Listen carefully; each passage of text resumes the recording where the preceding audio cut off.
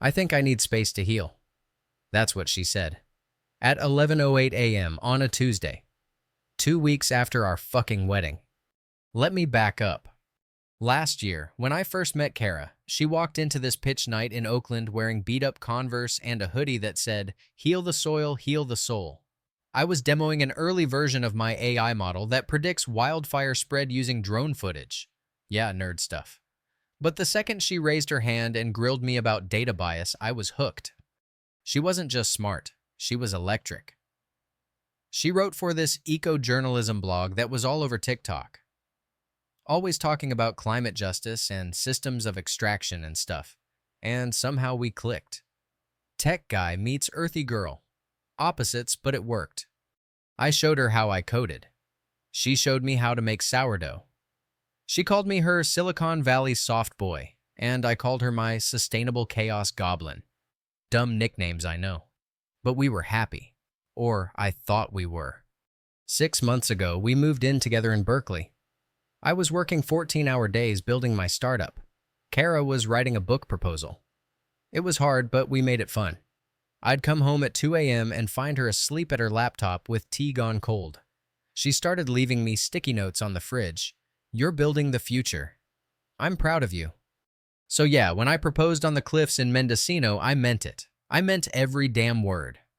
2 months ago, the wedding was pure West Coast Pinterest vibes. Forest Lodge, biodegradable confetti, all vegan menu fairy lights everywhere. Kara planned every detail. Handmade invites with recycled paper. Polaroid guest book. Even our vows were decolonized, whatever that meant. I spent $30K of my savings on it, didn't blink. She looked at me during the ceremony like I was the only thing that existed in the world. And I believed it. God, I was so stupid. 2 weeks after the wedding, the shift was subtle. Kara started sleeping in the living room. She said it was because I snored. I don't snore. She'd take long, mindful walks alone, wouldn't tell me where. I figured it was post-wedding burnout, until I saw her phone light up at 1 a.m. with a name I hadn't heard in 2 years, Derek. Derek, her ex. The wellness coach who once gave a TEDx talk titled, "Your Masculine Wound Isn't Your Fault." The guy who ghosted her after their ayahuasca retreat in Costa Rica. At first, I didn't say anything, just watched, counted how many nights she forgot to come to bed. How often she'd smile at her screen and then act cold toward me. And then last Tuesday happened. 11:08 a.m. Last Tuesday, I was debugging a feature for a potential investor demo. Stress was off the charts. Kara walked into my office in her hoodie and messy bun like it was a Sunday morning. She sat on the floor, literally the floor, and said, "I need to tell you something. Please don't interrupt." Okay. She starts talking about how her inner self is conflicted. How she's been reading a lot about attachment styles. How she's realized that marrying me was a trauma response to stability. I shit you not. Her words. Then she dropped it. Derek reached out a month ago. We've been talking. Nothing physical, but emotional connection is real too. I think I need space to heal. I stared at her. I said, "We've been married for 14 days. What the fuck are you talking about?" And she replied, dead serious. "I'm doing this for both of us, so we don't hurt each other more down the line." Oh my God. That afternoon I did not cry. I didn't scream. I laughed. I literally laughed in her face. Then I turned my laptop around, pulled up my project dashboard, and said, "Cool. While you're out healing, I'll be over here building a multi-million-dollar company. Just don't expect me to keep your kombucha fridge stocked." She started crying. Full-blown shoulder-shaking sobs. Talking about how I was being emotionally unsafe. I said, "Nah, unsafe is texting your ex during our honeymoon." She stormed out. Guess where she went? Yeah, Derek's place. That night, I FaceTimed my co-founder, Mateo. Told him everything. The dude didn't even flinch. Just said, "Bro, let it burn, then rise." He was right. I took off my ring, dumped it in the compost bin. How ironic. Then I spent the whole night reworking my pitch deck for the Series A round. I added a new slide called Resilience Real-World Application. The next morning woke up to 14 texts from Kara, all unread. I blocked her, went to my gym, benched my max, then got a smoothie with extra turmeric because fuck it, I earned it. On my way back, I got a call from Sienna, Kara's bestie/trauma doula. She said she wanted to hold space for my emotional processing. I told her to hold space somewhere else, and maybe hold Kara accountable while she's at it. 3 days. That's how long it took before her stuff started disappearing from our apartment. First, it was the yoga mat, then the bookshelf plants, then our air fryer. Who the hell takes an air fryer during a breakup? She didn't even say she was leaving. No final convo, no apology, just silence. Like we never happened. I opened the closet and half the hangers were empty. Our wedding photos, gone. Just bare hooks and a weird smell like lavender oil and betrayal. Then came the email. Subject clarity and transition. Deadass. She titled it like a corporate offboarding memo. She said she was deeply grateful for the sacred time we shared and hoped the container of our love could evolve into something non-binary and expansive. I had to reread that SHT like 5 times just to figure out if she meant she was breaking up with me or asking for a polycule. Turns out both. Apparently, she and Derek were re-exploring the connection and she needed to be true to her energetic alignment. Screw that. The worst part, she didn't even have the guts to say it in person. But you know who did show up? Her mom.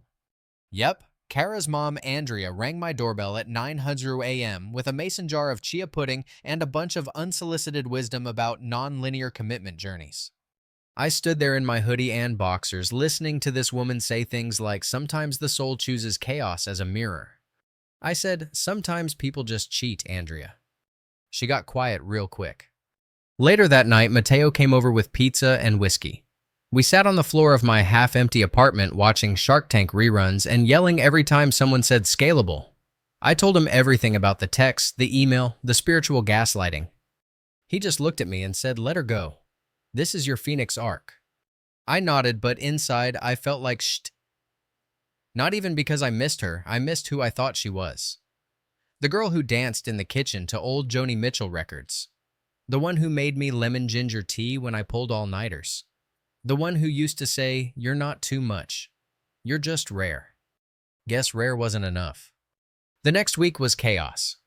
Word got around fast. Kara updated her Instagram bio to Healing and Rebirth and posted a reel of her doing breathwork in Big Sur with Derek playing a fucking singing bowl in the background. My phone started blowing up. Friends texting, coworkers tiptoeing. My cousin Jess sent me a screenshot of Kara's new podcast episode titled, Leaving the Safe Harbor, Why I Chose the Unknown. I couldn't even finish listening to it. She called me a brilliant man trapped in the cult of productivity. Cool, cool, cool. Meanwhile, I was working 16-hour days trying to get my startup ready for a big pitch. Every time I got tired, I thought about that singing bowl and powered through. Then came the twist. Our startup got invited to a private demo day for potential investors hosted by this clean tech venture firm. Big deal. Life-changing kind of stuff. Guess who was consulting for them? Fucking Derek. Turns out he'd rebranded from wellness coach to eco-innovation strategist. Same bullshit new LinkedIn title. I walked into the meeting room, and there he was. Man bun linen shirt, no shoes. Standing next to the firm's founder like he belonged there. He looked at me and said, Zach, hey man, it's all love. No bad vibes, right? I almost punched him, but I didn't. I smiled and said, of course not. You're just the case study that'll make our stress testing feature go viral. He blinked. I walked past him. Mateo nearly high-fived me mid-pitch. We crushed that demo. 3 firms wanted in. I wasn't just surviving, I was winning. 2 weeks later, I heard from her again. Kara emailed me. The subject line just said, re-heart. I didn't open it, not right away. Then her dad called. Mike is a retired Marine. Conservative, stern, but fair. We always got along mainly because I helped him set up his iPad and didn't argue when he said stuff like real men don't use TikTok. Anyway, he said Kara had moved back in with them after a huge fight with Derek. Apparently, Derek had started energy syncing with someone else, a meditation instructor named Willow. Kara found out because he forgot to log out of the shared iPad. Real spiritual. Mike was pissed. Not at me. At her. He said she blew up her life for that clown, and now she's crying into her hemp pillow. He offered to help me find a lawyer, said I deserved better. I didn't argue. I finally opened her email. It was 4 paragraphs of word vomit. No punctuation, no clarity. Just, I miss your energy, and Derek wasn't the one I thought he was, and do you think there's still a chance for us to rediscover something sacred? No. I replied with one sentence. Please direct all future communication to my lawyer. Blocked. Again. Then came the podcast fallout. One of Kara's former interns, this girl named Nia, leaked a voice memo. It was Kara venting about how monogamy is a scam, and Zach doesn't know how to sit with discomfort. It went semi-viral. Reddit got involved. The comments were wild. My favorite one. She left a startup founder for a guy who chants over rocks. Girl, get it together. Chef's kiss. Suddenly, Kara's healing brand took a nosedive. Sponsorships pulled out. Her Medium articles got flooded with clown emojis. Sienna tried doing PR damage control but accidentally tagged the wrong Kara in a tweet. The other Kara, some woman who sells sourdough kits, had to make a statement. I just watched from the sidelines, sipping turmeric lattes and reworking our code base. The best revenge, living better. That brings us to this morning. I woke up to a knock at my door. Again. It was Kara. She looked different, tired, smaller, like life had squeezed the smug out of her. She was holding a box. Inside every single Polaroid from our wedding guest book. Taped into a scrapbook. With captions like, "This was love." And I remember this feeling. I didn't even invite her in. She started crying, said she wanted a second chance, said she was in therapy, said she realized too late what she lost. I stood there, heart pounding. Then I said the realest thing I've ever said. You didn't just lose me, you traded me for a fantasy, and you lost. Then I closed the door. Didn't slam it, just shut it. A few days after she showed up crying at my door with that scrapbook, I got an email that changed everything. Subject: final confirmation. Singapore launch. We'd landed it. The deal with Solara Capital, the biggest green tech investor group in Southeast Asia, was finalized. Not just some angel round. This was serious 7-figure funding, full relocation package, housing, team expansion, equity preservation. They'd seen our wildfire AI and wanted us to lead a smart infrastructure project across urban zones in Singapore. I didn't even hesitate. Mateo and I had been working for this moment since we were pulling all-nighters in a co-working space that smelled like burnt coffee and desperation. This was the win. The true fuck you level up. Not loud, not petty, just absolute clarity and progress. I called my parents first. They cried. Not because I was leaving the country, but because I finally sounded free. My mom literally said, "You sound like you got your soul back." Then I called Kara's brother, Jay. Yeah, her brother. Weird, right? But here's the thing. Jay's always been real. He's a back-end engineer and had actually worked freelance on our MVP in the early days. Total genius. He stayed out of the drama but never defended her either. When I told him about Singapore, he straight up said, "Bro, I know we're technically ex-family, but if you need another dev over there, I'm down." I hired him that night. The next few days were a blur. Legal stuff, contract finalization, export paperwork. Mateo and I were grinding hard. We wanted to scale up our ops before relocation, lock-in vendors, and handle U.S. tax logistics. All the grown-up shit nobody tells you comes with success. Meanwhile, Kara was spiraling. Jay told me she'd been posting long-ass story rants about grief in the age of capitalism and how losing someone doesn't mean you were wrong to leave. Whatever helps her sleep at night. But then she went nuclear. I got a call from my old receptionist at the co-working space downtown. She goes, "Hey, just FYI, Kara showed up here asking if you were still working out of this office." She looked intense.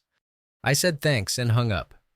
That night she DM'd me from a burner account. Something like, "Please don't leave. I know it's crazy, but I still believe in what we were." Nah. The final week before departure, we threw a going-away party. Not fancy, just a rooftop mixer with our dev team friends and a few investors. Mateo booked a live jazz trio. Jay got custom cupcakes with our company logo on them. I wore my cleanest hoodie and actually used product in my hair. It was chill. It felt like a reset. Like I was finally stepping into the life I built for myself without begging anyone to see my value. Then Kara showed up. Dead serious. She rolled into the party uninvited wearing the same red dress she wore on our first date. The same fucking dress. Security stopped her at the elevator. My phone lit up with messages. Dude, Kara's downstairs. Bro, she's crying at the door. Do you want me to handle this? I went down myself. She was there, eyes puffy, mascara smeared, holding a carry-on suitcase. In the middle of the damn lobby. I bought a ticket to Singapore, she said. I'm coming with you. I stared at her like she was speaking another language. You what? I know I fucked up, she said. But I can't let you go without trying. I'll wait. I'll stay in a hostel. I just want to be near you. I said, Kara, you left me for a dude who aligns your chakras with tuning forks. You don't get to come back because life slapped you. She reached for my hand. I pulled back. I'm not your backup plan. I'm someone you should have chosen the first time. Security asked if they should escort her out. She looked at me whispering, you're being cruel. I looked her dead in the eyes. You don't get to call it cruel when you burned the house down and now miss the warmth. Then I walked away. That night I got drinks with a woman named Ava. She's one of the lead architects on the Singapore project. We'd only talked over Zoom until then, but she came into town for the contract handoff. We ended up staying late at the after-party, sitting near the edge of the rooftop, talking about fire-resistant smart housing and art therapy for trauma survivors. She didn't ask about Kara. She didn't need to. Just gave me a look like, you've lived through some sh*. Me too. I liked that. Day of the flight. 4 a.m. I'm at the airport with my parents, Mateo and Jay. Everyone's groggy, hauling luggage, excited, nervous, buzzing. Then I hear it. Zach. Kara. Of course. She's at the check-in desk wearing that goddamn red dress again, suitcase in tow, standing next to her dad, Mike. I blinked. He looked at me stone-faced. Then he leaned over and whispered to her. She started crying. Turns out she really did buy a ticket, not to Singapore, just to Dubai. She figured she'd figure it out from there. Please, she begged, just talk to me. Mike stepped between us. Zach doesn't owe you a damn thing, he said. And if you don't stop this now, I'm driving you home myself. She snapped, Dad, you don't understand. He fired back, no, you don't understand. You destroyed something real chasing fantasy. And now you're embarrassing both of us. I didn't even speak. Ava showed up at that moment, rolling her suitcase with one hand, sipping espresso with the other. She smiled at me and said, ready to board, partner. Kara froze. I looked at her one last time and said, you said I was addicted to stability. You were right. It's called peace. Then I turned and walked away. Flight was smooth. First class, complimentary champagne. Ava and I reviewed floor plans over breakfast. I watched the sunrise over the clouds and thought about how far I'd come from a gaslit apartment in Berkeley to 40,000 feet above the Pacific, heading toward a life where I didn't have to shrink myself for someone else's insecurity. Jay sat behind me and passed me a note halfway through the flight. She's watching your old wedding videos. Mom sent me a screenshot. I chuckled, folded the note. Didn't respond. Didn't need to. Singapore was a whole new chapter. Sleek high-rises, street food that slapped a team of engineers ready to change the game. Ava took me on a night walk through the city gardens. We talked about failure. Growth. What love actually looks like when it's real. I said I used to think love was about fixing broken things. She said love's just building something that doesn't require repair. That hit. Meanwhile, back in California, I heard Kara finally deleted her socials. Left the podcast, quietly moved in with her aunt to heal offline. Derek moved on, married a YouTube ASMR star. You literally can't make this shit up. I don't know if karma is real, but whatever this is, feels a hell of a lot like justice. The first month in Singapore was pure adrenaline. New office, new crew, 90-degree weather every day.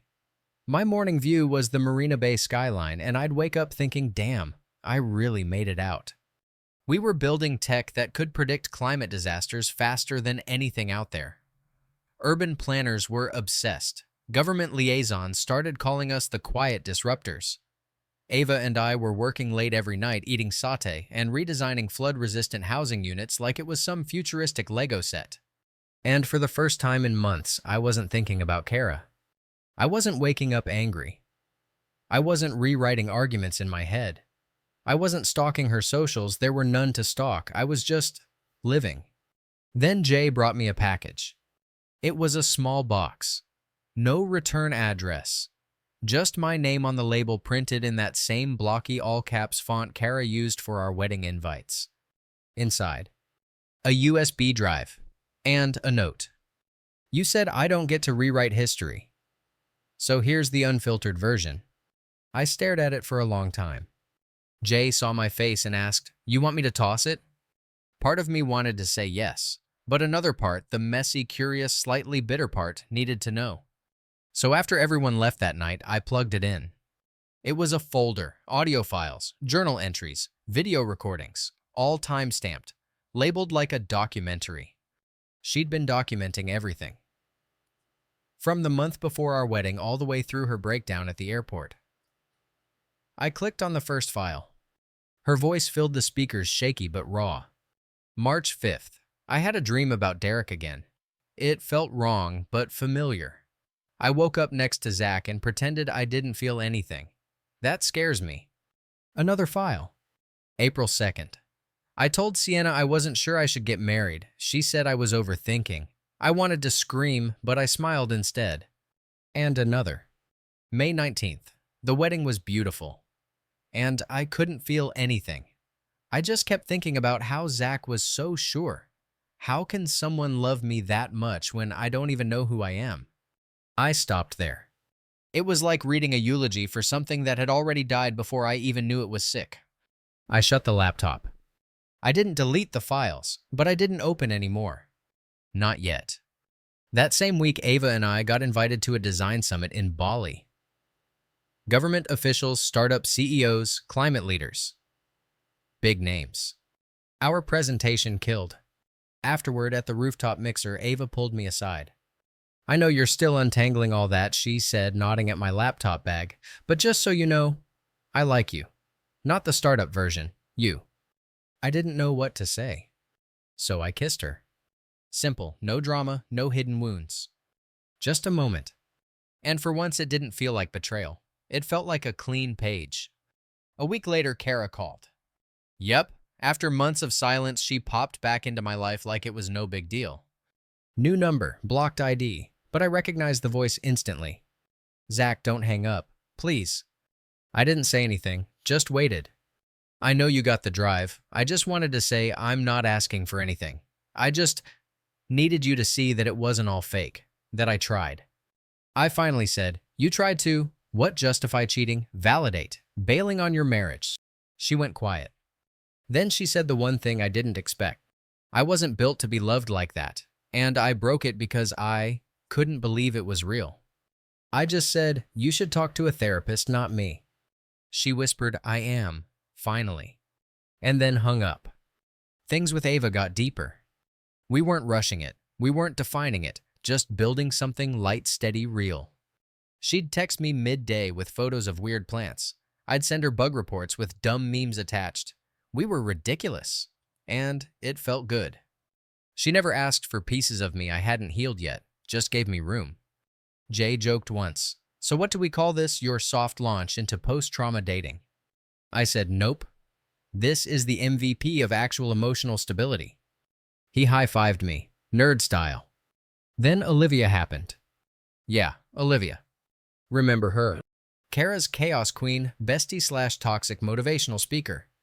She somehow tracked down our company email and sent a message labeled "Urgent Legal Matter" to our Singapore office. Inside, a long-ass screed about how I had weaponized influence to destroy Kara's public image and how she deserved reparations for emotional damages. She attached screenshots of Reddit threads, podcast comments, and photos from our rooftop party in Singapore with the caption, "This is what stolen peace looks like." I forwarded it to our legal team. They laughed. Then I blocked her. Again. Karma, it seems, has bad Wi-Fi, but it eventually connects. Jay came into my office later that week. "Hey, you got a minute?" He looked serious, not dev mode serious, human serious. "Just got off the phone with my mom," he said. "Kara's moving out. For real this time. Got a job offer in Oregon. Something with wildlife rescue or whatever." I nodded, didn't say much. He hesitated. "She also said she's mailing you something. Said it's not a trap." We both laughed. Because it always is. The package arrived 2 days later. A hardcover photo book, simple cover. Just said. It was still real. Inside, photos of us uncropped, unfiltered, raw. Me making pancakes, her reading on the balcony, the dog we fostered for 2 weeks before it got adopted, the wedding, the honeymoon, our Sunday grocery lists. She captioned each one, sometimes sweet, sometimes brutally honest. "You didn't know I was already slipping. This day I hated myself for not loving you better. You were more than enough. I wasn't." The last page just said, "I hope you get the life you kept trying to give me." I couldn't hold it, but I see now how beautiful it was. I closed the book, and I cried. Not because I missed her, but because I finally didn't have to. That night, Ava found me on the balcony with a whiskey in one hand and the photo book in the other. She didn't say anything, just sat next to me. I handed her the book. She flipped through it slowly. Then looked at me and asked, "You okay?" I nodded. "I think I finally believe it wasn't about me," I said. She smiled. "Of course it wasn't. People crash when they're unbalanced. Doesn't matter how good the runway is." We sat in silence. The city buzzed below us. My phone pinged with updates from our dev team. Life was moving.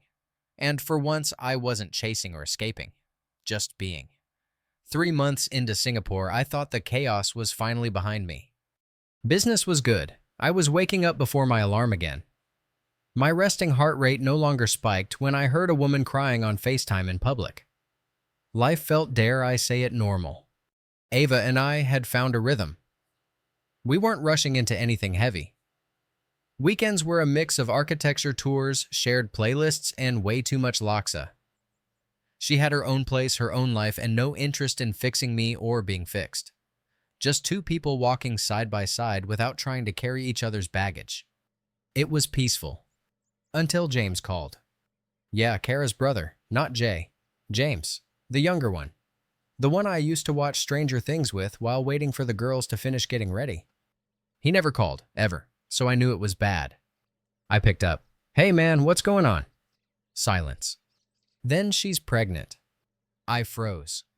"What?" "Kara, she's pregnant. Just found out.